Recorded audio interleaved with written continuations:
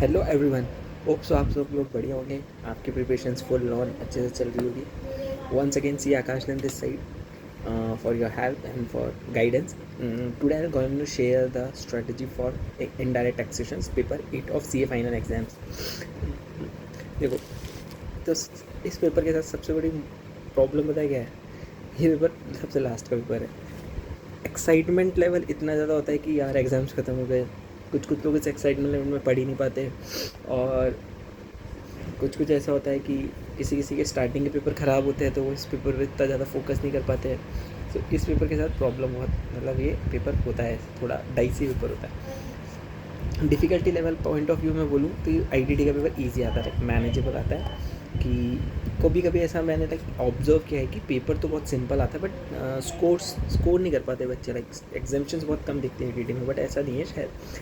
Easy होता है paper, easy to score एग्जाम्पन्स भी है, और लास्ट पेपर है तो आप अच्छे से पढ़ाई करके देना चाहिए पेपर, सो दैट कि जो आप एंड हो रहा है आपके एग्ज़ाम्स का वो अच्छा हो। अंत भला तो सब भला। So gonna see how to prepare indirect taxation. Basically indirect taxation के लिए आप आपकी ऑथर की बुक रेफर कर सकते हैं, या फिर आईसीए का मटेरियल भी यूज़ कर सकते हैं। क्योंकि आईसीए इनडायरेक्ट टैक्सेशन एक इकलौता सब्जेक्ट है, यानी जीएसटी जो आईसीए का वन ऑफ द बेस्ट है। मतलब आईसीए का जो स्टडी मेट है ना, वो आईडीटी का सबसे बेस्ट है, सबसे सिंपल है, सबसे इजी है, और सबसे मॉडिफाइड है। मतलब लाइक सिंप्लीफाइड है बहुत ज़्यादा। टिपिकल जो कॉम्प्लेक्स आईसीए का मटेरियल होता है ना, वो वैसा नहीं है स्टडी मेट। सो आप ये फॉलो कर सकते हैं। ओके। सो इनडायरेक्ट टैक्सेशन में दो पार्ट है, कस्टम एक्ट एंड आईडीटी। 70-30 का रेशियो है। जीएसटी एंड कस्टम एक्ट 70-30 का रेशियो है। सो मेजरली फोकस हमेशा जीएसटी में रहता है। जीएसटी में 4 एक्ट है, आईजीएसटी, एसजीएसटी, सीजीएसटी और यूटीजीएसटी। बट मेन आपको सीजीएसटी और आईजीएसटी पढ़ना होता है, मतलब बेसिकली। सो प्रिपेयर कहाँ से करना है? या तो आप आईसीए का मटेरियल स्टडी मेट यूज़ कर सकते हो for theory and for provisions and theory, या फिर आपके जो भी ऑथर की बुक पढ़ी है, like Vishal Bhattar, Yashwant Mangal is also good. They both two teachers are good, and one Rajkumar sir is also there, so you can refer like whatever material you have done. बस ये ध्यान रखना है कि जो भी मटेरियल पढ़े हो अपडेटेड हो, यानी May 24 के लिए हो, क्योंकि आईडीटी में अमेंडमेंट्स एप्लीकेबल होंगे October 30, 2023।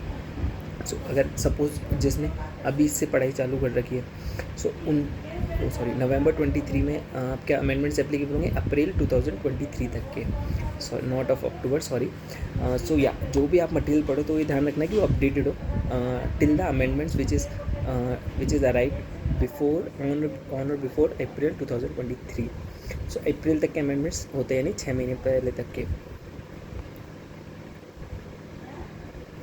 सो अप्रैल तक के आपके अमेंडमेंट्स हैं। जिसके पास भी पुरानी बुक है, सपोज़ कोई May 24 की बुक से पढ़ रहा है, तो आपको 6 महीने के अमेंडमेंट नोट्स मिलते होंगे, तो अमेंडमेंट्स नोट पढ़ना। तो बेसिकली मेजर फोकस आईडीटी में होता है अमेंडमेंट्स कवर होने चाहिए। जो भी नया आरसीएम वगैरह के सेक्शन इंसर्ट हुए, या फिर जो भी अमेंडमेंट आया है विद इन दिस दो स्पैन ऑफ टाइम 6 मंथ्स, तो आपको प्रिपेयर करना चाहिए लास्ट अटैम्प्ट से लेके अभी तक के 6 मंथ्स।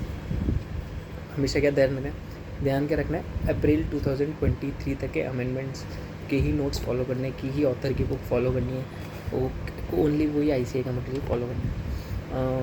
कस्टम एक्ट्स आप लाइक नॉर्मल पढ़ सकते हो, जैसे 30 मार्क्स। तो कस्टम्स के अंदर बेसिकली वैल्यूएशंस का क्वेश्चन आता है, कस्टम ड्यूटी कैलकुलेट करने का मेजरली, या फिर एड वैलोरम ड्यूटीज़ कैलकुलेट करने का। तो मेन क्वेश्चन वो आता है एक तो।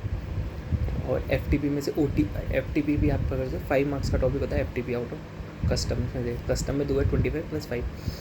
सो एफटीपी में एक पास्ट एंड ऐसा है कि एमसीक्यूज़ भी ज़्यादा आने लगे, तो आप उस अकॉर्डिंग भी फोकस कर सकते हो। एफटीपी के अंदर छोटा सा टॉपिक होता है 5 मार्क्स का, फॉर श्योर टॉपिक होता है। So that's it. Like IDT में क्वेश्चंस रिपीट कम होते हैं, चांसेस कम है। सो क्वेश्चंस की लेकिन प्रैक्टिस करनी चाहिए। Like same kind of questions आते हैं, फुल लेंथ क्वेश्चंस भी आता है, जैसे डीटी में आता है एडजस्टमेंट्स वाला, तो वो भी आईडीटी में आता है। तो उसकी आप प्रैक्टिस कहाँ से करें? कोई से भी लाइक स्कैनर रेफ़र कर सकते हैं।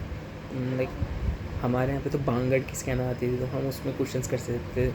या फिर अगर आपको स्कैनर नहीं रेफ़र करनी है, आईसीए के पास 5 ईयर्स के पेपर रेफ़र कर सकते हैं। बट उसमें प्रॉब्लम क्या होगी, वो अमेंडेड नहीं मिल पाएंगे आपको।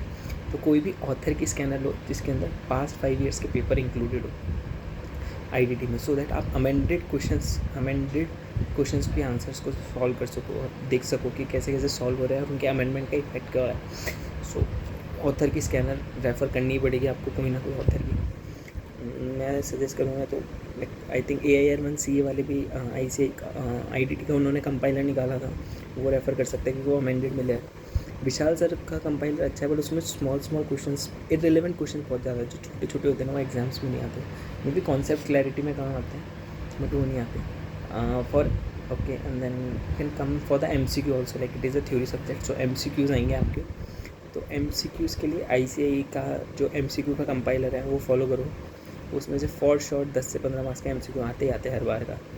सो ICAI के मटेरियल पे ही स्टिक रहना है, जैसे ऑल सब्जेक्ट्स में स्ट्रेटेजी रही है, focus on ICAI material only, because उसके बाद से कुछ ही नहीं आता। Okay, so number of hours कितने दे, आई थिंक 6 to 7 डेज़ में कंप्लीट हो जाता है IDT, मतलब इतना वास्ट नहीं है, ईजी है।